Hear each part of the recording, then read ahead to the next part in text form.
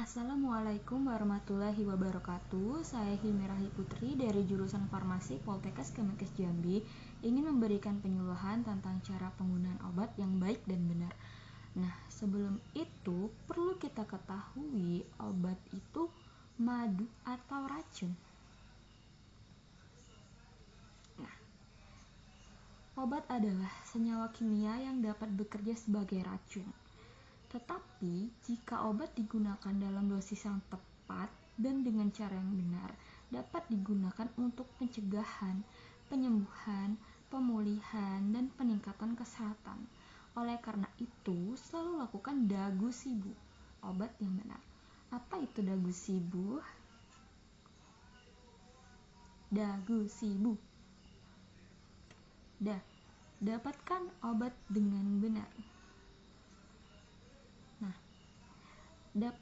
Obat dapat diperoleh masyarakat dari sarana pelayanan kefarmasian, yaitu apotek, toko obat berizin, rumah sakit, puskesmas, dengan memperhatikan ketentuan perundang-undangan. Pada waktu menerima obat, perlu dilakukan pemeriksaan penandaan kemasan obat, pemeriksaan kualitas kemasan. Untuk mendapatkan obat dengan benar, mari datanglah ke apotek, karena apotek merupakan tempat pelayanan obat resmi, sehingga kita dapat berkonsultasi dengan apoteker di apotek untuk mendapatkan obat yang aman, berkualitas, dan bermanfaat.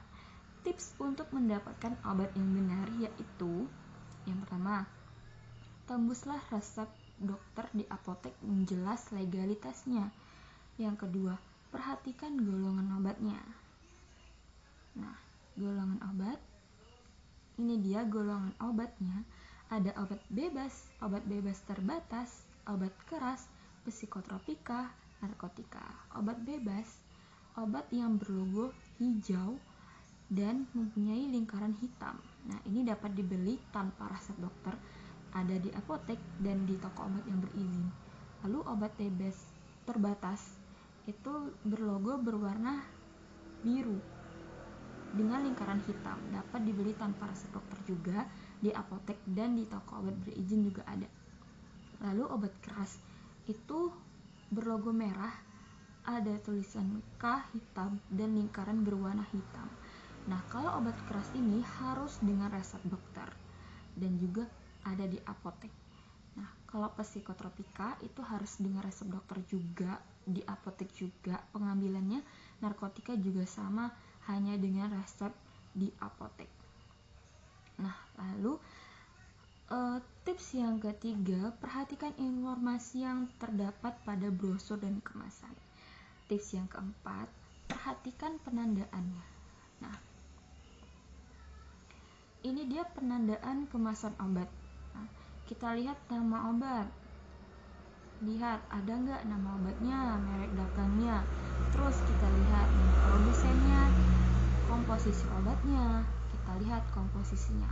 Terus tata cara penggunaannya, peringatan atau efek sampingnya, kita lihat kadaluarsanya, terus nomor bednya, penandaan golongan obatnya yang tadi, obat bebas terbatas, bebas, obat keras ataukah psikotropika ataukah narkotika, lalu nomor registrasi obat. Nah, tips yang kelima, periksa kualitas kemasannya. Kita lihat dulu. Nih, kita lihat kualitas kemasannya. Segel obat. Nah, segel obat palsu biasanya tidak rapi. Terus kita lihat lagi keutuhan kemasannya. Kemasan obatnya itu rusak, bocor, atau tidak utuh. Nah, biasanya itu obat palsu ya. Desain kemasannya, kalau obat palsu biasanya itu berbeda dari produk asli ya, dalam hal warna, gambar, ukuran, huruf, dan logo. Lalu kualitas printingnya juga beda, lebih pudar. Kerapian kemasannya juga, kemasannya kalau obat palsu biasanya kurang rapi. Nah, yang kedua, setelah lalu gunakan obat dengan benar. Nah, untuk dapat menggunakan obat dengan benar, konsultasilah dengan apoteker di apotek. Karena dalam penggunaan obat ada beberapa hal yang perlu diperhatikan. Yang pertama nih, bila Anda dan keluarga mengalami keluhan batuk, pilek, demam, janganlah terburu-buru mengkonsumsi antibiotik. Nah, jenis antibiotik harus diminum sampai habis untuk mencegah timbulnya resistensi. Lalu, gunakan obat sesuai petunjuk atau aturan yang terdapat dalam kemasan obat. Mintalah petunjuk kepada apoteker bagaimana cara menggunakan obat tertentu, semisalnya suppositoria, obat tetes mata, inhaler, ataupun yang lainnya. Nah, sebelum menggunakan obat, pastikan dulu obat yang akan digunakan sudah betul atau belum. Nah, terus pastikan obatnya masih baik atau enggak. Baca peringatan dalam kemasannya. Nah, lalu pastikan apakah obat itu bisa langsung digunakan atau ada hal tertentu, misalnya harus dilarutkan dulu dalam air. Terus lalu gunakan obat sesuai ketentuan. Nah, ini dia tanda peringatan pada obat bebas terbatas. Obat bebas terbatas ini tadi berwarna biru pada lingkaran hitam. Dia bisa diambil tanpa resep dokter. Terdapat di apotek dan toko obat yang berizin. Nah, bila kita membeli obat bebas terbatas, itu pasti ada peringatan-peringatan yang ada di slide. Nah, seperti P nomor 1 ini, awas obat keras, bacalah aturan pakainya. Lalu peringatan nomor 2, awas obat keras hanya untuk kumur dan jangan ditelan. Peringatan nomor 3, awas obat keras hanya bagian luar badan. Itu biasanya berbentuk krim. Lalu peringatan nomor 4, awas obat keras hanya untuk dibakar. Peringatan nomor 5, awas obat keras tidak boleh ditelan. Nah, peringatan nomor 6, awas obat keras, obat wasir jangan ditelan. Nah, jadi ada peringatan khusus untuk obat bebas terbatas. Nah, ada informasi khusus nih. Nah, informasinya obat oral dalam bentuk padat, tablet, kaplet, kapsul, tablet salut umumnya dapat ditelan utuh dengan bantuan air minum. Beberapa obat oral padat perlu perlakuan khusus, misalnya seperti tablet kunyah harus dikunyah dulu sebelum ditelan. Nah, tablet buih atau effervescent dilarutkan dulu dalam segelas air. Nah, tablet hisap misalnya diletakkan di rongga mulut dan dihisap. Tablet sublingual ditaruh di bawah lidah dan tidak untuk ditelan. Lalu obat oral dalam bentuk cair atau sirup itu misalnya harus dikocok terlebih dahulu sebelum minum. Intinya kita harus melihat penandaan cara penggunaan obatnya pada kemasan obatnya. Nah, ini untuk takaran obat minum atau sirup. Untuk satu sendok takar itu artinya obat dituang ke sendok takar sampai menunjukkan volume 5 ml. Ya, satu sendok takar itu 5 ml. Kalau setengah sendok takar berarti setengah dari 5 ml. Berarti 2,5 ml. Gitu ya.